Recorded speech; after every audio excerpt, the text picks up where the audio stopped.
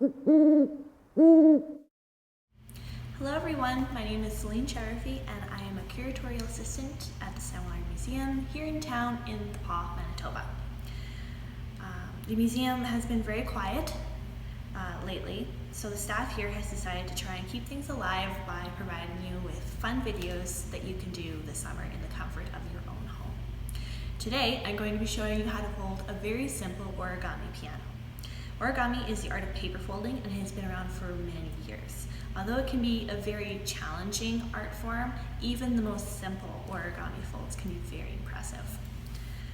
I have been folding this piano for many years and it's definitely a favorite of mine, so I'm very excited to show it to you. So get comfy and be patient. Origami is very fun, but it can also be very frustrating. Make sure you have an extra piece of paper on the side and maybe a pen if you'd be interested in drawing in the keys later on. We can't become skilled in the art of origami without a lot of practice, so I hope you enjoy. Alright, hello again. Here is the little piano I folded just the other day to show you what your end result will look like. I used brown because that's the color of my old piano, but you can use any color that you want. Don't be concerned about how complicated this might look. It's actually very simple, and I'll slow the process down for you and give it to you by step-by-step instructions. So the first thing you're going to need, probably the only thing that you'll need, is origami paper. Origami paper is special in that it's kind of thin and is cut in a perfect square. If you don't have any origami paper, don't worry.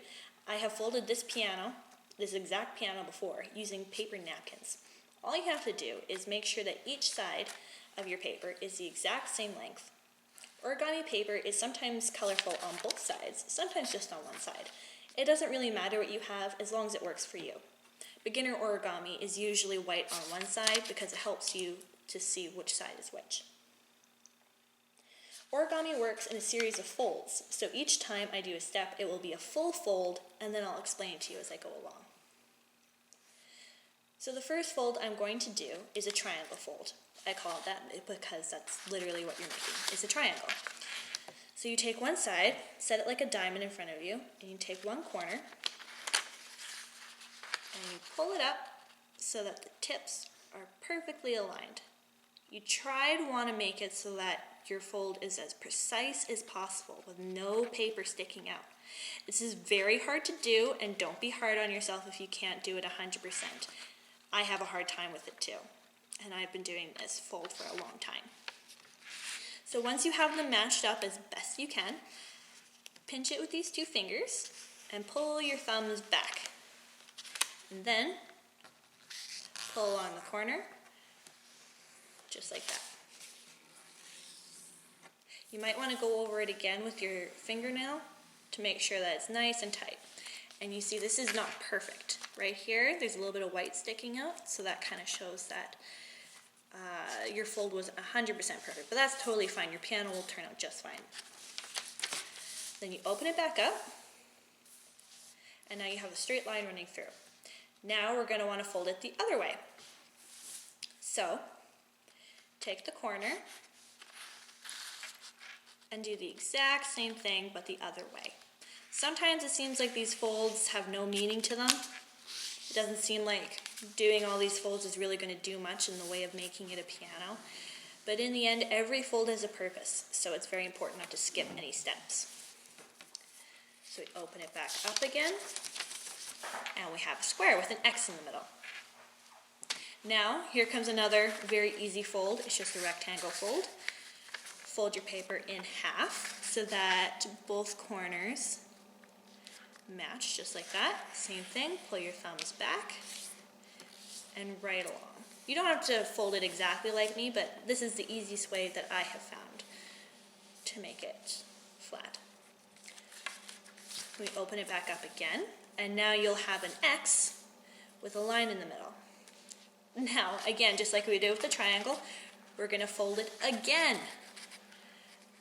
Again, making sure that all of these are nice and even, or as even as possible anyway.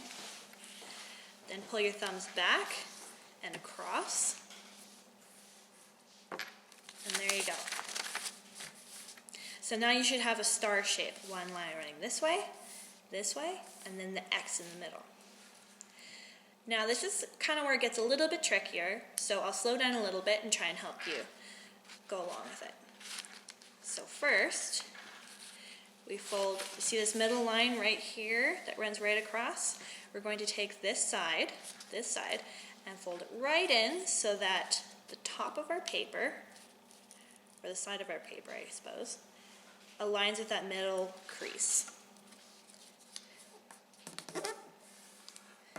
Run your nail along it, make it nice and smooth. If you don't have fingernails, sometimes using a penny or anything like that, something flat and hard, works as well.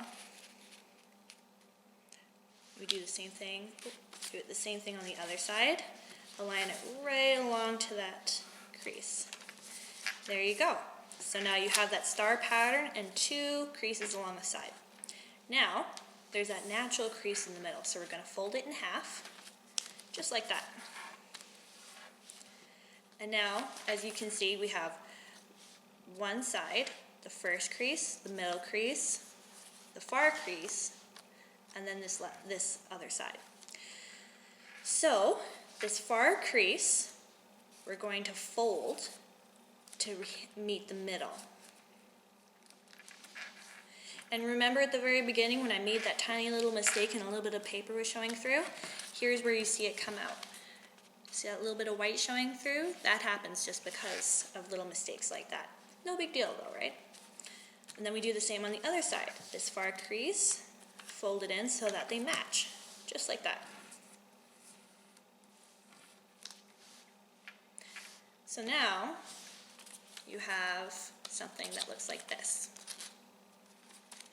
Now this is the trickiest part, I think, so I'm going to really slow down and try to explain it as best as possible to you.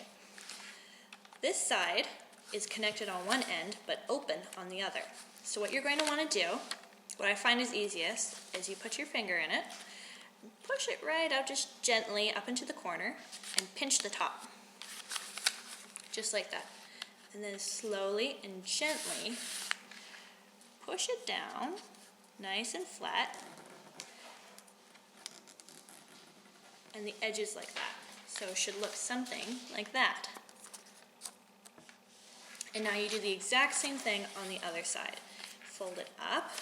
I'll put it this way so you can see.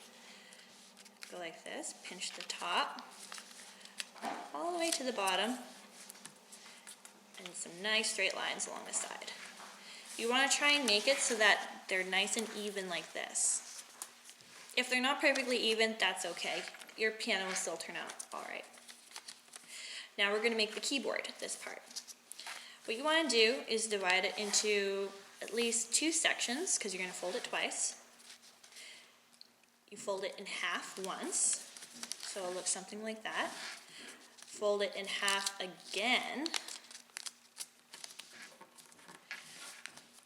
just like that. And then you fold it again,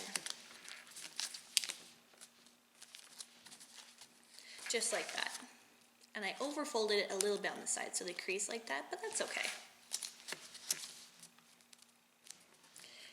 And then, you see these wings on the side? Those are going to become our arms to our piano. So we fold this in, nice and flat, just like that. Run your fingernail along it, or your penny, or whatever. Same thing on the other side. Nice and flat. And then you can open it up a little bit, pull your keyboard down, and there you go. In order to make it look a little bit more like a piano, I took a very fine tip marker and I drew on little keys. That works fine. You don't have to if you don't want to. It looks really nice just like this. So I hope that was easy enough for you. I've been making this piano for many years now. It's been a lot of fun.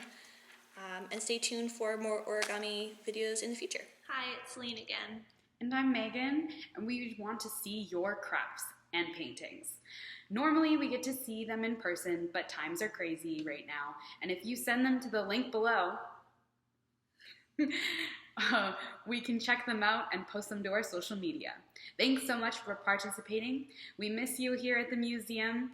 Stay safe and have a great summer. Don't forget, next week we're doing a painting with me. So check it out. Every Friday we'll have new content.